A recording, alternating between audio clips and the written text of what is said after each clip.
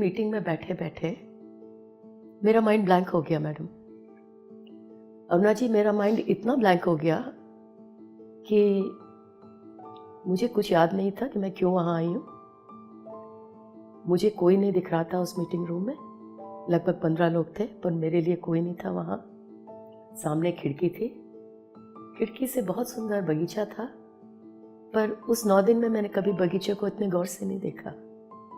पर उस दिन मेरी दृष्टि खिड़की के बाहर उस बगीचे में एक फूल के पौधे पर जस्ट टिक कर रह गई। 10 मिनट हो गए होंगे, 15 मिनट हो गए होंगे। मेरे लिए समय थम गया। मुझे ज्ञात नहीं कि कितना समय हुआ होगा। बाद में मुझे पता चला कि लोग परेशान हो रहे थे मेरे चारों ओर, क्योंकि कोई बोलता हुआ सडनली रुक जाता है तो हमारे भौतिक संसार में वो बहुत ही बड़ी बात हो जाती है। पर मैं बिल्कुल अनभिज्ञ थी मेरे सराउंडिंग्स का।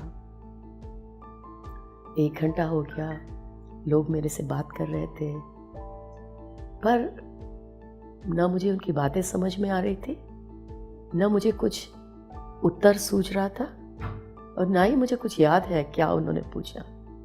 मैं वॉक करती चली जा रही थी। वो सारी लहरें, पता नहीं क्या क्या लहरें थी, वो मेरी क्या पड़ते थी, वो सारे आंसू बन के मेरे आंखों से बह जा रहे थे।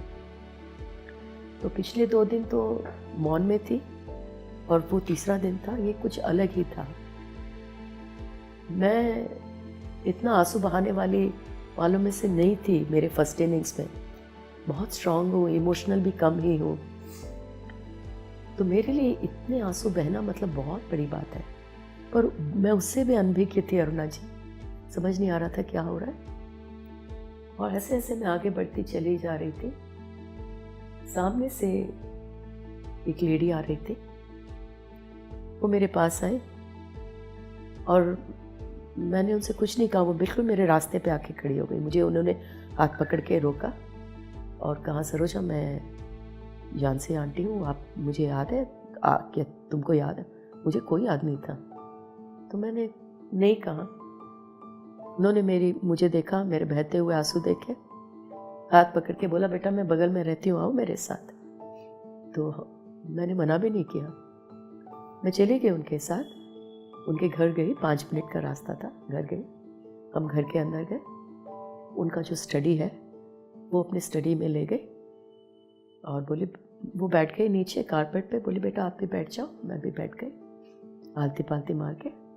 उन्होंने बोला, हाथों में हाथ रखो, उंगलियों में, इंटरलॉक योर फिंगर्स, आंखें बंद करो और अपने श्वासों को उस पर गौर करो।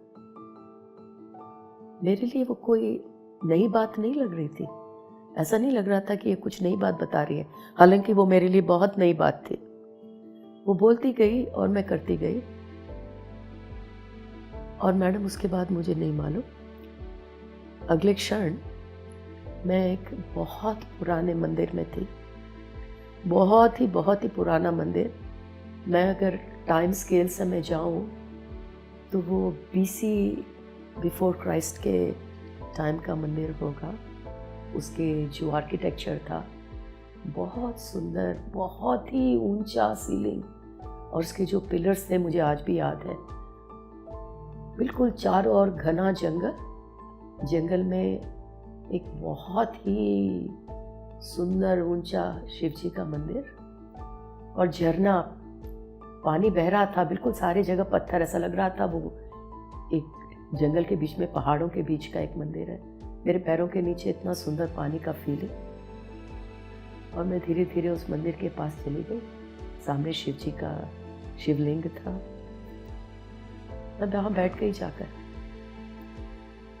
प्रकृति का इतना सुंदर रूप मैंने कभी नहीं देखा था, और उस प्रकृति में मैं समा गई। वहां पर जाकर भी मुझे मेरा समय उस दुनिया में भी थम गया, और मैं वहीं बैठ गई। उस जंगल में मुझे पता नहीं कितनी चीजें दिख रही थी। ऐसा लग रहा था ये तो बहुत ही सुपरिचित जगह है। उस मंदिर के हर कोने में मुझे चलते हुए मैं नजर नहीं आ रही थी। ऐसा लग रहा था मैं फ्लोट हो रही हूँ। मैं फ्लोट होते हुए पता नहीं वहाँ कितनी जगहों पर बहुत सुंदर था, इतना आनंद उठा रही थी मैं, तो लगा कोई मुझे हिला रहा है, दूसरी दुनिया में ले गया आपको। हाँ कोई हिला रहा है मुझे बहुत गुस्सा आ रहा था कि कौन मुझे यहाँ पर मतलब यहाँ से डिस्टर्ब कर रहा है। तो तुरंत मैंने आंखें खोला, सामने आंटी खड़ी हुई थी, तो मैं बहुत चिड़ी हुई थी कि कहाँ से कहाँ आ गई मैं फिर वापस।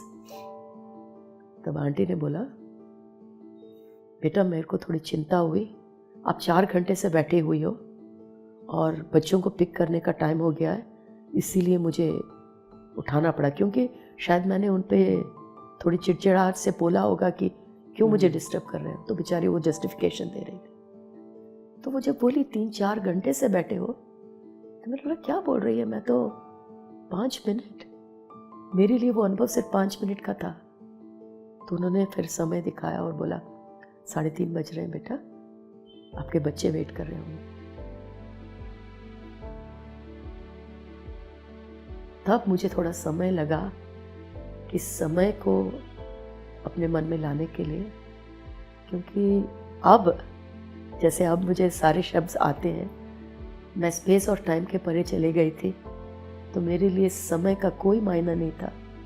तो जब उन्होंने समय कहा तो थोड़ा टाइम लगा मेरे को।